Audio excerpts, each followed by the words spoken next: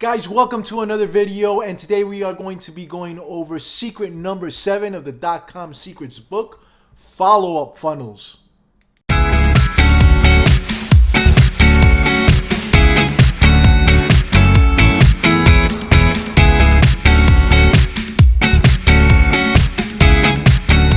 Welcome everybody, my name is Emiliano Pintos, and as I said in the intro, we're going to be going over follow-up funnels, and this by far has been the longest chapter in this amazing book so far.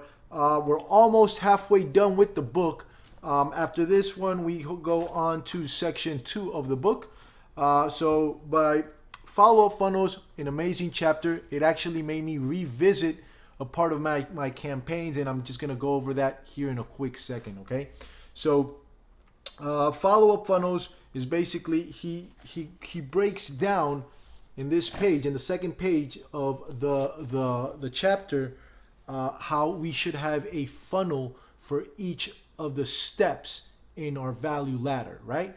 And each of those funnels is going to have its own sequence of emails being sent out to the customer, okay? So once we get somebody up the first step, they go into an email campaign where the purpose of that email campaign is to bring your customer up to the second step, right? So everything that is tailored in that email campaign is with one goal in mind, and that's to get them up to the second step. And then we show them the funnel in the second step. The funnel in the second step is going to do the same thing. We're going to follow up with an email campaign that the purpose of that email campaign is to take your customer up to the third step of the value funnel. So whatever it is that you're selling, whatever product or service that you offer, you got to have a funnel in place for each step of the ladder and an email sequence for each step of the ladder. Now, there's two types of email sequences that he talks about, because remember, the funnel is not just the page, the squeeze page, and then the thank you page, or the offer and the one-time offer. It's what he calls the funnel is everything that happens, the journey of the customer, and that includes the email sequences as well.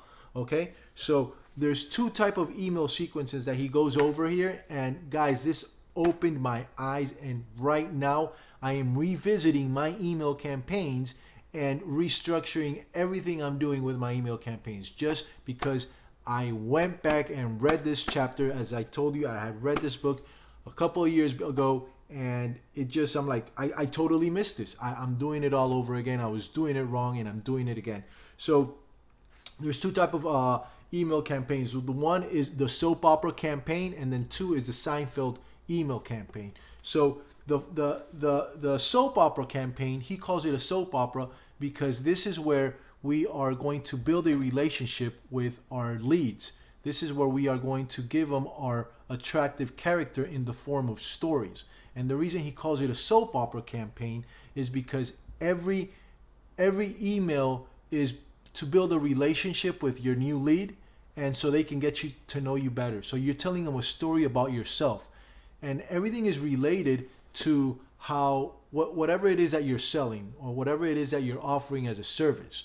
Okay, so for example, my wife we have a campaign going on, and we're trying to get new home sales for out-of-state investors or snowbirds or people that want to relocate to Florida, right? So we're revisiting her email campaign, because instead of sending them out emails where it's basically, let me know when you're ready to come down to Florida, or let me know if you need more information about Orlando, all these follow-up emails that we have in this campaign, we're rewriting them where we give them a story of, like, when they fall into her email campaign, who is Angela Pintos? When did she move to Orlando? Why does she like Orlando? But each one of these questions is answered through parables, through stories that demonstrate her attractive character. That way the lead falls in love with you, in this case, my wife, and they form a relationship with her. They get to know who she is, right? So this is done through a sequence of 5 to 6 emails. At the end of every email, you leave an open question where it makes the customer want more, right? So they're waiting for that second, third, and fourth email. Every email opens up a question that's going to be closed when they received the second email, right? So we go through this process through about 5 or 6 emails, and then if the customer does not ascend to the next step in the value ladder within that email sequence, then they fall under what's called the Seinfeld email sequence. The Seinfeld email sequence is just a basic drip campaign, and he goes into detail explaining why it's a Seinfeld email sequence, and he talks about an episode in the Seinfeld show and how basically the show was about nothing. There was nothing really.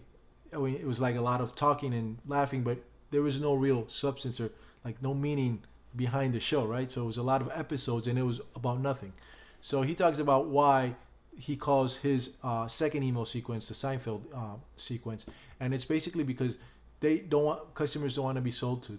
You just send them stuff that's really about nothing, but then you tie it to your product. So the basic concept of that Seinfeld email sequence is, again, to bring them back into the funnel, but without being too salesy. Okay, so that is in a nutshell what the follow-up funnels chapter is about.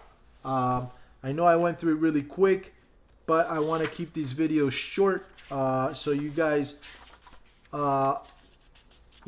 just the basic points of the chapter. And if you guys want to read the book, I recommend it hardcover. You only have to pay for shipping and handling. It's like $9 or $10. If you guys want to see the link is in the description. Subscribe to this channel. I'm going to keep posting videos every week about the next secret. One thing to note about this chapter.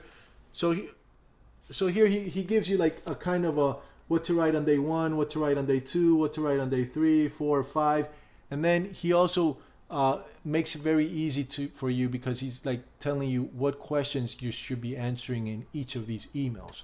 So it makes it very easy to build, guys. So email 1, it says set the stage, and then he gives you a copy of his email, right? What he writes in one of his campaigns.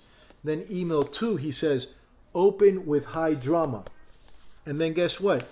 He gives you an actual copy of one of his emails, and he talks about the story in that email. Email 3, the epiphany, right? And then he gives you an example of the epiphany email, what he wrote in that email, and what you should write, your epiphany, in reference to the product or service that you're selling, right? Then email 4, the hidden benefits.